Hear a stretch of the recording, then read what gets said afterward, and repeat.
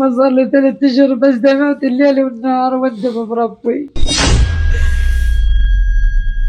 السلام عليكم ورحمة الله وبركاته. اليوم وصلتنا مناشدة من محافظة واسط كوت البتار.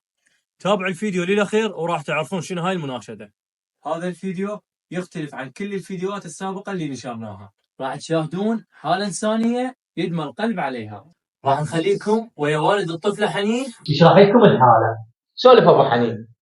هاي بنيتي أول ما تخربطت بالليل خذناها المستشفى مال الدهراء على الدكتور مشتبه مال الدهراء، سوالها تحاليل 5. التحليل الخامس يلا لقى العله مالتها كلياتها وقفات، اثنين وقفات. سوالها حولوها للغسل، غسلوها من 2 بالليل للصبح يوميا غسله 5 أيام هي نايمه بالمستشفى. يوم تراجع بها دكتور مشتبه 5 مرات 6 قال اخوي انا ليش اتعب عنك؟ كلياتها وقفات، تزرع لها تخليها على الغسل. راجعت بها ما خلى الدكتور، ما راجعته. دكتور بالحارثيه رحت له دكتور مصطفى رسول، راجعت 4 مرات. المره الرابعه قال عمي بعد ما بيها مجال، انت المراجعه مالتك 4 مرات كلياتها وقفات. المراجعه مالتها كل مراجعه المليون، شاهد الله على الحكي هذا كله. هذا اخر تحاليل ذن الطاني قال ذن تمشي بها وين ما كان كلياتها كلها وقفات، لا بها يعني مجال ولا هاي. وبقى اقصريها صار لها 3 اشهر على الغسل بهاي الحاله. يعني صار لها 3 اشهر على هاي الحالة؟ على هاي الحاله وعلى هاي الحطه. يعني هسه ما لها كل علاج الا زرع كله. الا زرع كله. زين كل المبلغ مالها 75 مليون. انا ناشد الناس الخيره اهل المروه اللي يساعدون بهذا المبلغ. امها تبرعت بكلى مالتها ما طابقت. والدة الطفلة تبرعت لها بكلى. اي طلع الدم ما مطابق. انا عندي وراثه ما اقدر اعطيها كلى، يساعدوني بالمبلغ. يعني مروتهم مروه الله، المبلغ مالها ما يقصرون من يمها. ابو حنين يناشدكم لازم زرع كلى للطفلة حنين، المبلغ يكلف 75 مليون والبركة بيكم. والدة حنين شو تقولي للناس الخير اليوم؟ والله اطلبوا المروه من الله ومن عتم، اطلبوا المروه. اريدهم يعاينون البت بهالحاله هاي، يعني ما لها كل شهر. تبرعت لها وهاي ورقتي مدينه الطب، سويت معامله وكملت ووصلت التحليل الدم وما طابخها. وناشدهم باسم الله واهل البيت، اريدهم يعينوني، اريدهم يساعدونها ويقومونها من نومتها للناس الخيره، للناس اهل يغسلون كليات 2 بالاسبوع، احد واربعاء. 2 بالاسبوع؟ اي والله. الله يكون بعونك. وعلاج، حتى العلاج يعني كلف علينا، يعني كل اسبوع لازم نشتري علاج، وابره الدم ب25,000 بالاسبوع 2 كفيلك الله واهل البيت.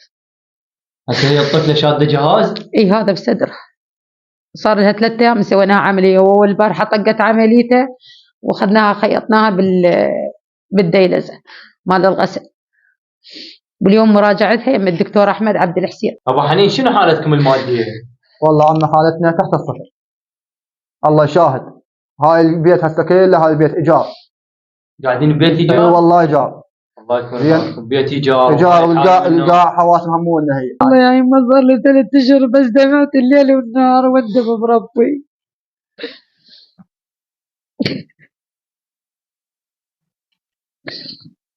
ان شاء الله ما تخسرون ان شاء الله. ناس الخير هواي. ابو حنين شنو شغلك اليوم انت؟ والله شغله عمال الله شاهد. اطلع من 7 الصبح لما لل4 العصر. هي من طاحت اليوم ما مشتغل. وتعرف العمال انت يوم 25 يوم 15 وشرب، يوم 20 والله من طاحت اليوم ما رايح للشغل. لان اليوم جاي اشتري ب 25 الوحده، صار 4 أيام ادور على ابره قوه لقيت 2 الوحده على 25,000 بالاسبوع، تضرب 4 ابر هي مال دم بهاي الحاله. وانا حالته عمال اشتغل من الصبح للعصر، يوميتي تطلع 15 25 ما تساوي. وهي هاي قدامكم حالتها.